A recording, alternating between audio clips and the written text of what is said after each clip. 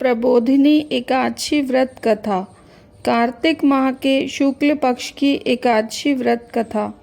जगत पिता ब्रह्मा जी ने कहा, हे महामुने, अब आपको पाप विनाशक तथा पुण्यदायक और मुक्ति प्रदान करने वाली प्रबोधिनी एकादशी की कथा और उसके महात्म्य सुनाता हूँ। गंगा स्नान का फल मनुष्य को तभी मिलता है जब कार्तिक माह में शुक्ल पक्ष की प्रबोधिनी एकादशी का आगमन होता है। इस एकादशी उपवास का पुण्यफल 1000 अश्वमेघ यज्ञ और 100 यात्सु यज्ञ के बराबर होता है।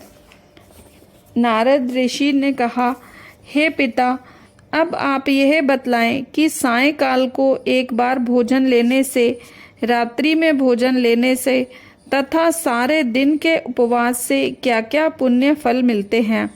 ब्रह्मा जी ने कहा, हे नारद ऋषि, एक सायंकाल के भोजन से 2 जन्म का और सारे दिन के व्रत से 7 जन्मों के पापों का विनाश हो जाता है।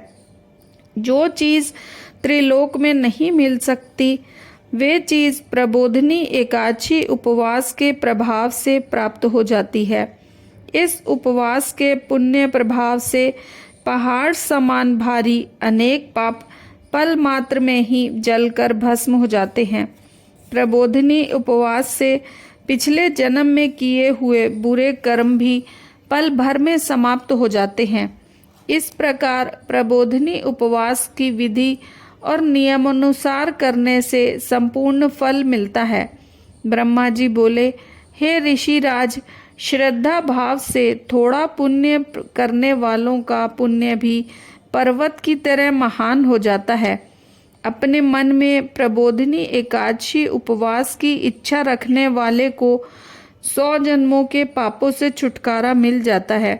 प्रबोधिनी एकादशी में रात्रि जागरण करने वालों की पिछली और अगली 10 पीढ़ियां विष्णु लोक पाती हैं। उनके पितृ भी जो नरक में होते हैं, वे भी वहां से निकलकर विष्णु धाम को जाते हैं। प्रबोधिनी एकादशी को रात्रि जागरण से ब्रह्म हत्या समान बड़ा पाप करने वालों के भी पाप मुक्त हो जाते हैं।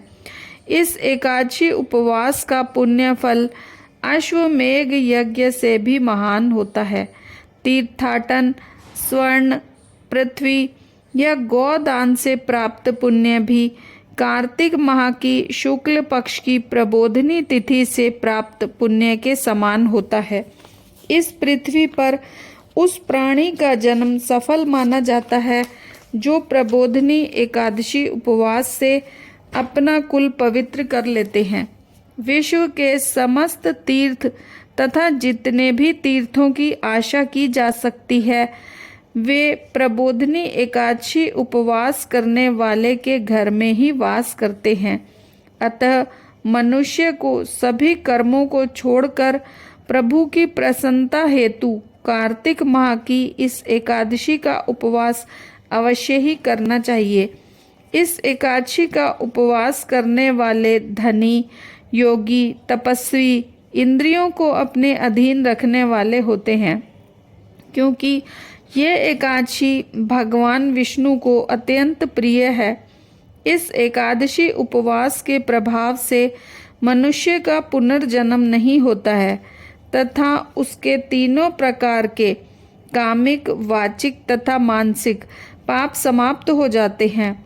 इस दिन ईश्वर को प्राप्त करने के लिए जो यज्ञ, तप, होम या दान करते हैं, उन्हें अमर पुण्य प्राप्त होता है। प्रबोधिनी एकादशी को ईश पूजन करने वाले के, चाहे वे बालक हो, वृद्ध हो अथवा युवा हो, सब प्रकार के पापों का क्षय हो जाता है। इस एकादशी को रात्रि जागरण से पुण्य मिलता है। वह सूर्य ग्रहण के अवसर पर गंगा स्नान से प्राप्त फल से 1000 गुना अधिक होता है। मनुष्य जन्म समय से लेकर अंत तक जो भी पुण्य पाता है, वह प्रबोधिनी एकादशी के उपवास से प्राप्त पुण्य के समक्ष बहुत ही कम है। प्रबोधिनी एकादशी उपवास को नहीं करने वाले के सारे पुण्य फलों का क्षय हो जाता है। अतः हे ऋषि नारद, आपको भी नियमानुसार विष्णु पूजन करना चाहिए। कार्तिक माह में धर्माचरण करते हुए जो पराया अन्न नहीं खाते हैं वे चंद्रायण उपवास का फल पाते हैं। कार्तिक माह में प्रभु शास्त्र कथा सुनने से ज़्यादा प्रसन्न होते हैं, ना कि दान आदि करने से। तथा कार्तिक माह में ही जो थोड़ा सा या अधिक इस कथा का श्रवण करते हैं उन्हें 100 गौ दान करने का फल मिलता है। अपने कल्याण के लिए विष्णु भगवान को पूजने वाले अपने परिवार का उद्धार करते हैं तथा 1000 गौ दान का पुण्य पाते हैं। प्रबोधिनी एकादशी को विष्णु कथा सुनने वाले को सप्तदीप दान के बराबर फल मिलता है। विष्णु कथा को श्रद्धा भाव से सुनने तथा पढ़ने वाले ब्राह्मण को शक्ति के अनुसार संतुष्टि तथा पूजा करने वाले को उत्तम लोक मिलता है। इस पर नारद ऋषि ने कहा, हे जगत पिता ब्रह्मा, अब आप इस एकादशी उपवास करने की विधि और मिलने वाले फल के बारे में कहें। ब्रह्मा जी बोले, हे नारद जी, इस एकादशी के दिन मनुष्य को ब्रह्म मुहूर्त में उठकर सरोवर अथवा नदी में स्नान कर उपवास नियम ग्रहण करना चाहिए तथा प्रभु से प्रार्थना करें, हे भगवान, आज मैं आहार नहीं लूँगा तथा द्वादशी को ही भोजन लूँगा, अतः आप मेरी रक्षा करें। इस प्रकार प्रार्थना करके ईश पूजा करें, तब उपवास शुरू करें। रात्रि जागरण में प्रभु के पास बैठकर गीत संगीत तथा कथा कीर्तन में ही सारा समय गुजारें। प्रबोधिनी एकादशी उपवास को उदारता से धूप, पुष्प, अगर आदि से विष्णु भगवान की पूजा करें। भगवान को अर्घ्य देने के लिए शंख जल का उपयोग करें। इसका फल तीर्थ दान से कई गुना अधिक होता है। अगस्त्य फूलों से प्रभु की पूजन करने वाले के समक्ष इंद्रदेव भी हाथ जोड़कर खड़े रहते हैं। कार्तिक मास में बिल्व पत्र से प्रभु का पूजन करने वाला भी मरणोपरांत विष्णु धाम पाता है। कार्तिक माह में तुलसी दल से भगवान की पूजा करने वाला 10,000 जन्मों के पापों से मुक्त हो जाता है। इसी मास में तुलसी के दर्शन करने वाला, स्पर्श करने वाला या ध्यान अथवा कीर्तन करने वाला, तुलसी का पौधा रोपित करने वाला या उसकी सेवा करने वाला 1000 कोटि काल तक विष्णु धाम में निवास करता है। तुलसी का पेड़ लगाने वाला व्यक्ति तथा उसके कुटुंबी महाप्रलय तक विष्णु धाम में ही रहते हैं। कदम पुष्प से प्रभु का पूजन करने वाला यमराज द्वारा दिए जाने वाले पापों से मुक्त होकर अपनी समस्त मनोकामनाओं को पूरा करने में सफल होता है। कदम पुष्पों को प्रभु अन्य फूलों की अपेक्षा अधिक पसंद करते हैं। गुलाब के फूल से प्रभु की पूजा करने वाले मोक्ष पाते हैं। बकुल और अशोक के फूलों से प्रभु का पूजन करने वाले भी मुक्ति पाते हैं तथा अनंत काल तक दुख रहित रहते हैं। सफ़ेद और लाल कनेर के फूलों से भगवान की पूजा करने वाले भी प्रभु की प्रसन्नता के हकदार होते हैं। दूर्वा दल से विष्णु भगवान का पूजन करने वाले भी पूजा फल से 100 गुना अधिक पुण्य प्राप्त करते हैं। शमी पत्र द्वारा भगवान के पूजक भयंकर यम पथ को बड़ी आसानी से पार कर लेते हैं।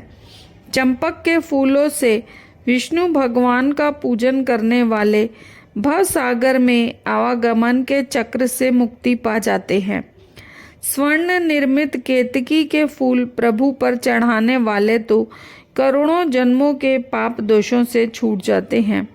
पीले और रक्त वर्ण के जैसे कमल के खुशबूदार फूलों से जो प्रभु की वंदना करते हैं वे श्वेत दीप में स्थान पा जाते हैं। ऐसे ही रात्रि जागरण में प्रभु का पूजन करके अगले दिन शुद्ध जल की नदी में स्नान करें। तत्पश्चात प्रभु प्रार्थना करते हुए अपने गृह पर आकर भी प्रभु पूजन करना चाहिए। तब उपवास हेतु ब्राह्मणों को भोजन कराना चाहिए तथा मधुर वचनों से उनको विदा करते हुए उचित दक्षिणा भी प्रदान करें। तदुपरांत गौ भोजन और दक्षिणा प्रदान कर गुरु का पूजन करें। तब ब्राह्मणों को सूर्य सी दक्षिणा देकर ही नियम का त्याग करें।